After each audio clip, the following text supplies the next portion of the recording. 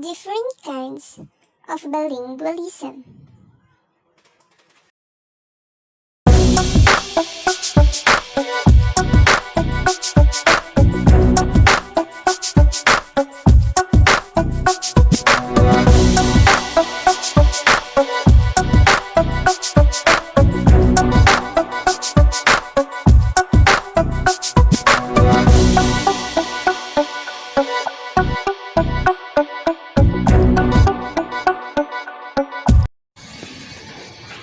Good day, ma'am. Have a great day. I am Julia Jindiwan Nakario, and I am the leader of Group 2, and our topic is to discuss the different kinds of bilingualism. The person who can speak more than one language is referred as bilingual or multilingual. Mr. Renz Kenan Bisido will give the topic review of our report. There have three kinds of bilingualism. Ms. Bia Rose Marcelino will discuss the coordinate bilingualism. Colleen Martinez will discuss the compound bilingualism. Jenna Rose Gunday will discuss the subordinate bilingualism. Ms. April Maguan will discuss mutual intelligibility. Kyle Wanzo will give the summary of our report. Ms. Jeneline Canagon and Angeline Libuna will give their impression about our group.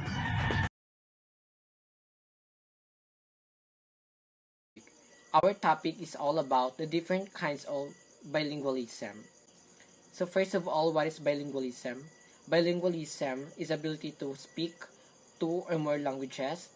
A person who can speak two or more languages are referred to be multilingual or bilingual. There are three different kinds of bilingualism. First is coordinate bilingual, second is compound bilingual, and last is subordinate bilingual. Coordinate bilingual refers to the people who have learned both languages in different environment. Compound bilingual refers to those people who have learned both languages in the same environment. Insubordinate bilingual refers to those people who have learned their second languages but cannot understand without the help of their first language. So what is the issues on bilingualism? The issues in bilingualism is all about related to the psychological aspect of bilingualism. There are two issues in this topic. First is how two or more languages are stored in mind, and second is how bilinguals are able to mix two different languages. Those questions are very relevant nowadays. How does people store two languages in their mind? And how does people mix two different languages? For me, we live in a world where diversity exists. Especially here in Philippines, we are known for being a multilingual country. We speak different languages. Living and growing up in a multilingual country, and there are a lot of people around us who speak different kind of languages. For me, that is how we adapt things, because of what we heard and because of what we saw in our environment. People are able to mix different kinds of languages like us Filipino. We tend to mix Tagalog in English and we call it Taglish. And for me it is very unique, and perhaps we're the only country who mix two different kind of languages.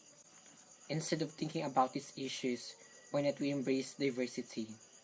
We live in a world where there is a lot of differences. We should embrace what we have, and whatever language we speak, as long as we understand each other, as long as we can communicate each other, for me that is the essence of the language. Last but not the least, what is mutual intelligibility? Mutual intelligibility is when two or more languages are similar to each other and their speaker can understand each other without intentionally learning their foreign language. And there's a lot of examples of mutual intelligibility. First is Czech and Slovak, Danish and Swedish, Dutch and Afrikaans, and so on and so forth. Bilingualism is indeed interesting. What we have to do is to embrace diversity and to accept what we have, that we can speak more than one languages. And we should be proud of that. Once again, I'm Ms. Lawrence Vicido, saying thank you, ma'am, for watching and listening. 3 kinds of bilingualism. We have coordinate bilingualism, compound bilingualism, and subordinate bilingualism. Coordinate bilingualism. Coordinate bilingual. Coordinate bilingual happens when a person uses 2 languages, the second language having been learned independently from the first, and within a different contextual environment. The mental representation of knowledge about the 2 languages is thought to be relatively independent. For example, a student who speaks one language at home acquired by his parents and the home environment, and then learns a second language at school and in school environment, and the language remain separate in his mind. What is compound bilingualism? I'm here to discuss about compound bilingualism. When we say compound bilingualism, is what occurs when both parents are bilingual and both parents speak to the child in both languages indiscriminately. The child will grow up to speak both languages effortlessly and without an accent, but will never master all the subtleties of either of them. Compound bilingualism are those people who have learned both languages from the same environment. The language will not have separate system in the mind, but they have one system. The concept will be kept in one box in their minds, while the words will be differently from both languages. We can see Urdu and Punjabi as an example. Both are learned in the same environment, and thus it can be said that we, the Punjabi speaker of Urdu, are compound bilinguals. Example, we have the same system and concepts in our minds, but the only thing which changes is the word or vocabulary items of 2 separate language. I hope you learn from compound bilingualism. Thank you.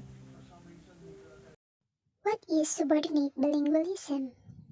Now we're going to talk about subordinate bilingualism. Subordinate bilingualism are those people who have learned a second language and cannot understand it without the help of their first language.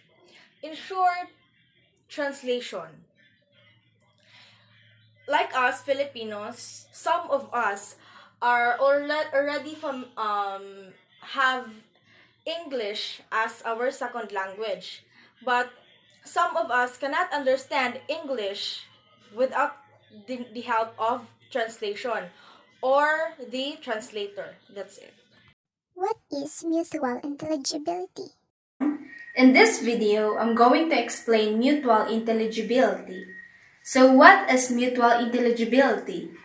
In linguistics, mutual intelligibility refers to a relationship between languages. It occurs when 2 or more languages are so close or similar enough that their speakers can communicate and understand each other without having to learn the foreign language. This understanding can be in spoken or written communication. Tones, words, or even sentences may be used to create a similarity. Mutual intelligibility may be asymmetrical, which means that a speaker of one language can understand a speaker of another language better than the other way around. The level of mutual intelligibility can be expressed as a percentage. For example, Italian is partially mutually intelligible with French, Catalan, Sardinian, Spanish, Ladin, and Romanian. Ethnologue estimates 89% lexical similarity with French, 87% similarity with Catalan, 85% similarity with Sardinian, 82% similarity with Spanish, 78% similarity with Ladin, and 77% similarity with Romanian. Languages that are mutually intelligible will make studying them a lot easier. If you want to learn a language that is at least partially mutually intelligible with the language you already know, you will have a foundation on which to build your skills rather than having to start from scratch. That's all. Thank you and God bless. Now for the summary report. The first one is the coordinate bilingualism, or also known as subordinate bilingualism. In this type, the person perceives two languages as separate because he learns it separately in different environment and context. For example, I currently studying Russian and most of the time, I only speak Russian in the college environment and with people who only speak that language. I use that language specifically for that context. But for my friends and family, I use English because English is my native language, the language that is related to my home environment. I see these two languages different because I learned and use them in a completely different environments. The second one is the compound bilingualism, or also known as additive bilingualism. Happens, for example, when a child is raised by a bilingual parents and both languages are used at home. The child grows learning the two languages simultaneously in the same environment. With this type of bilingualism, the person does not see the two languages separate, and it's common to hear such people using words of different languages in the same sentence, or using a word of a different language to the one he was talking to better express themselves. The third one is the subordinate bilingualism. Happens when the person are proficient in one of the two languages. This language in which they are proficient are usually the mother tongue. Then, they can speak the other language but not with great proficiency as the other language. The fourth and the last one is the mutual intelligibility. This refers to the ability to understand a language or dialect that you do not speak, and how can it be understood between each language and dialect. So, my impression about my group are everyone helping each other, gather different ideas to make the task easier and not letting everyone left behind, because as I observe, when there is a one person who need help, everyone is ready to rescue and answer all of the questions that asked. I expected that the leader is responsible on her duties and one of a kind person because she is always there for her group mates. The members are also a responsible one to make the task that assigned on them. Hopefully, everyone will treat each other as a family, and the memories that shared as a group will never be forgotten. I claim that we all survived Group 2! This pandemic has led to a widespread adoption of online education. The new normal now is a transformed concept of education with online learning at the core of this transformation. Through online classes, we students still be able to learn and do our tasks as a group or individually. So, in the task that's given to us, my group leader assigned me to give an impression about my group. My impression about my group are these seems amiable, friendly, and open to getting to know with one another. They look like easy to approach and ready to listen with the ideas and suggestions that every member want to share.